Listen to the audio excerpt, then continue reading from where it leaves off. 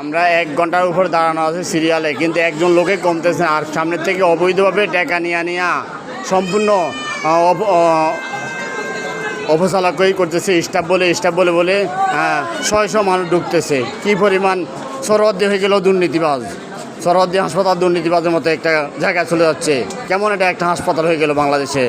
মানুষে কষ্ট করে আসে সরহদ্দি হাসপাতালে, আইসা মানুষের চিকিৎসা নেবে, জীবন বাঁচাবে, সেখানে দেখা যাচ্ছে সম্পূর্ণ অবৈধ কাজ চলতেছে। কেমন আমরা কীভাবে চলতে পারবো?